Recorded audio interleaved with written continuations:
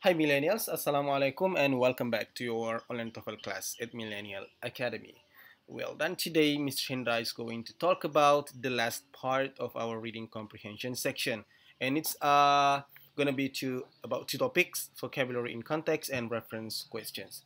So without any further ado, let's just begin with the first one: vocabulary in context. What does it mean? Of course, that's the first question.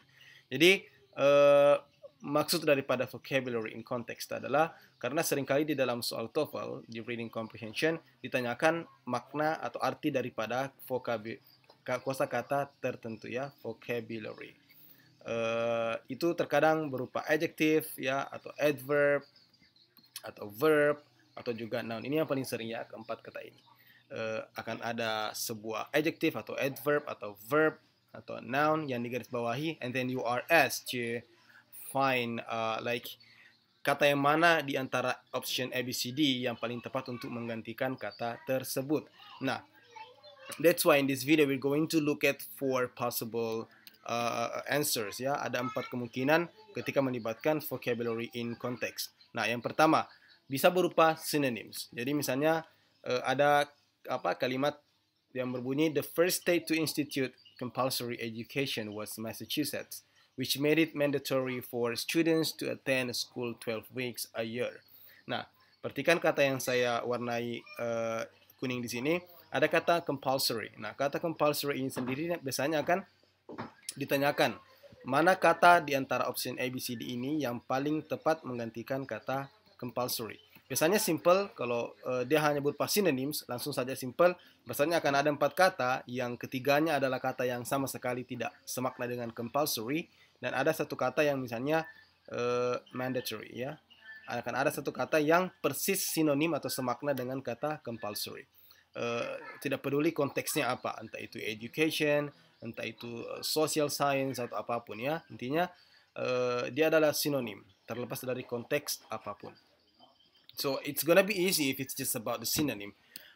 Ya, tapi terkadang juga muncul beberapa pilihan, misalnya 2 atau 3 pilihan yang semuanya masing-masing sinonim, dan kita diminta untuk menebak di mana kira-kira kata yang mana kira-kira yang paling tepat untuk mengisi konteks di teks tersebut. Oke, the next one, terkadang juga kita menemukan kata yang sama sekali kita tidak paham karena terlalu teknis, kita tidak tahu artinya apa, tapi kita bisa lihat dari contoh-contoh yang muncul setelahnya. Jadi pada dasarnya materi vocabulary in context ini adalah menebak makna sebuah kata berdasarkan konteks atau kata-kata yang muncul di sekitarnya ya. Misalnya di sini kita bisa lihat many gardeners use some kind of mulch. Kita tidak tahu mulch itu apa, but kita bisa lihat such as ya, ini ada kata such as, contohnya chopped leaves ya, daun yang dicincang, kemudian peat moss ya, grass clippings, pine needles or wood chips. Sorry, mungkin tadi ini chopped leaves jenis tumbuhan ya. Kalau kita lihat dari yang ada di sini, peat moss, grass clippings, pine needles dan seterusnya, semuanya adalah jenis-jenis daripada tumbuhan. Jadi kita bisa tahu bahwa mulch ini adalah jenis tumbuhan ya. So you can tell that okay, it must be about plants ya. Ini pasti tentang tanaman karena kita bisa lihat yang muncul setelahnya adalah tentang tanaman. Oke, berikutnya bisa juga berupa contrast ya. Kita juga bisa menebak makna daripada sebuah kata terkadang dipertentangkan dengan kata yang lain. Jadi misalnya kita bisa lihat di sini ada kata bald. Kira-kira artinya ini apa? Meskipun kita tidak pernah menemukan kata ini, we don't know what the meaning of the word is, but you can guess ya, bisa ditebak dari kata yang muncul sebelumnya. Kita bisa baca coba, in the 1820s the southern states supported improvements ya. Pada tahun 1820 southern states mendukung supported improvements in the national transportation system, mendukung peningkatan sistem transportasi nasional. But kita bisa lihat ada kata but yang menunjukkan contrast ya, menunjukkan pertentangan yang muncul sebelum dan setelahnya. But the northern ya, negara-negara bagian yang berada di sebelah utara bald. Nah, kita bisa lihat kalau tadi di sebelah selatan supported, mendukung, tapi yang ada di utara pasti di sini artinya menolak. Mungkin muncul pilihan refused atau mungkin rejected, ya. Dan mungkin kata-kata yang lain yang semakna dengan menolak. Jadi dari sini kita bisa lihat meskipun kita tidak tahu arti daripada balked, tapi kita bisa menebak daripada petunjuk-petunjuk yang ada di sebelumnya. Ada kata supported dan muncul kata but yang menunjukkan contrast, pertentangan. Itu yang terakhir, teman-teman sekalian, selain daripada examples, contrast, dan synonyms, bisa juga muncul berupa general context. Dan ini sebenarnya yang paling sering, ya, general context. Jadi misalnya, in a desert, vegetation is so scanty as to be incapable of supporting any large human population. Nah, general context maksudnya adalah kebenaran umum, ya. Jadi di soal TOEFL itu tidak akan menampilkan hal-hal yang janggal, tapi menampilkan hal-hal yang benar secara umum seperti ini, ya. In the desert, di gurun pasir, vegetation is so scanty. Ya, maksudnya lahan hijau, ya, lahan hijau is so scanty. Nah, kata scanty ini meskipun kita tidak tahu artinya apa, tapi kita bisa menebak dari konteks secara keseluruhan atau kebenaran umum bahwa di semua pada umumnya, ya, gurun pasir yang namanya gurun pasti lahan hijaunya itu kurang atau scanty. Berarti kita bisa tebak kira-kira artinya mungkin scarce atau mungkin barely sufficient, ya, tidak cukup. Apalagi di sini ada kata S2 sehingga incapable, tidak mampu atau tidak cukup mendukung manusia untuk hidup di sana, ya, secara masif. Jadi general context, kebenaran secara umum. Jadi tidak mungkin di sini misalnya in the desert vegetation is so scanty. Scanty ini tidak mungkin artinya sangat hijau, ya. Kenapa? Karena kebenarannya adalah, kebenaran umumnya adalah gurun itu pasti kurang lahan hijaunya. Yeah, so that's what I mean by the general context. So, well, let's move on. Kita akan melihat di sini hal yang lain, beberapa tips atau tricks untuk menjawab soal khusus tentang vocabulary in context. Yang pertama, look at the word being asked about. Ya, lihat langsung kata yang sedang ditanyakan. Biasanya akan ditunjukkan baris keberapa, ya, kata ini di baris ini. Karena di TOEFL nanti di teksnya akan ada, kita tidak perlu menghitung barisnya karena akan ada petunjuk baris ke-5, baris ke-10 dan seterusnya. Oke, ya. Jadi kita langsung lihat kata yang sedang ditanyakan.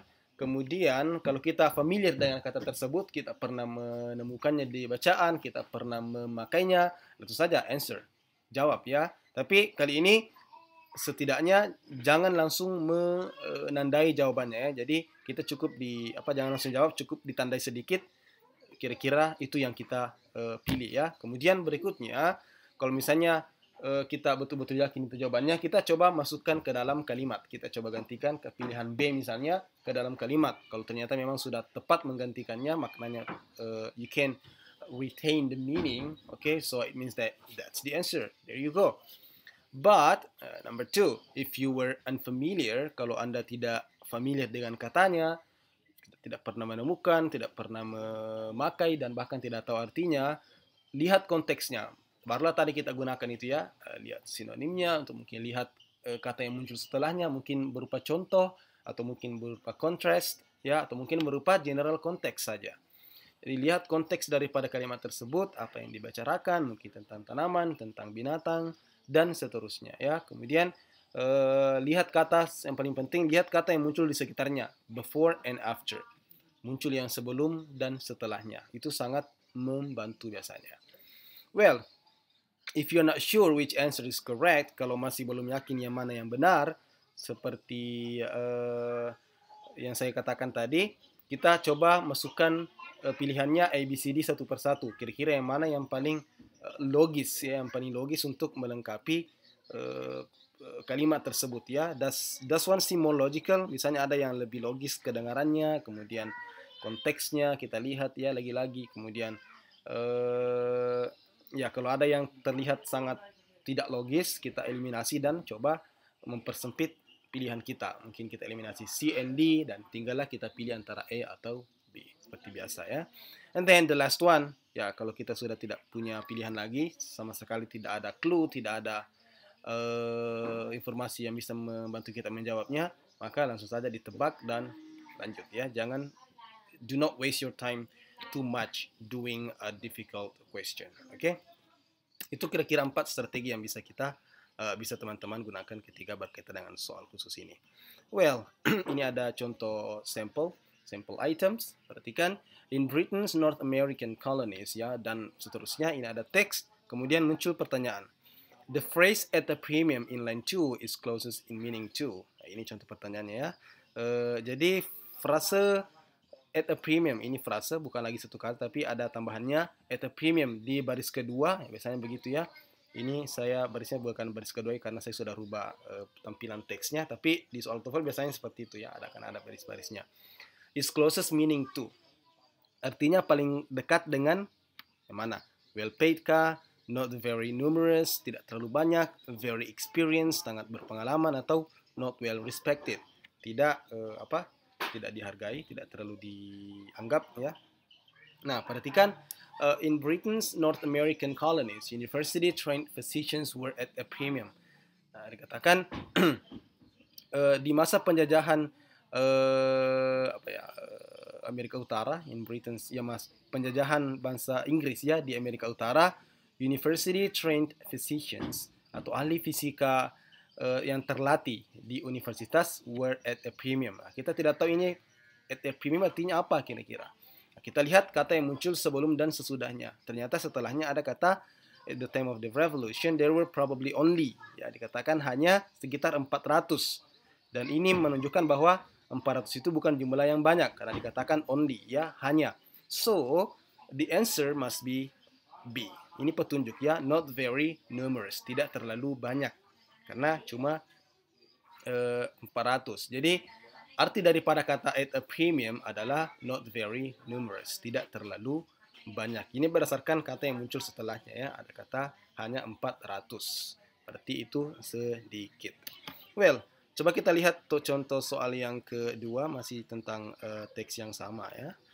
Which of the following words could best be substituted for the word lethal in line 10? Nah, ini di kata terakhir ada kata lethal. Kira-kira yang mana yang paling tepat menggantikan kata tersebut?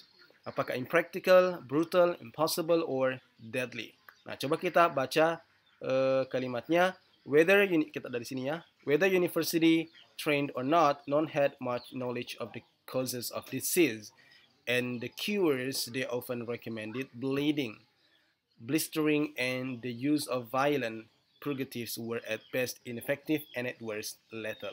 Nah, jadi dikatakan di sini bahwa semua praktik yang mereka terapkan at best ya, kemungkinan terbaiknya adalah inefektif, tidak, kemungkinan terbaiknya adalah semua yang mereka lakukan itu untuk mengatasi penyakit adalah inefektif, tidak efektif, dan at worst, dan kemungkinan terburuknya adalah lethal.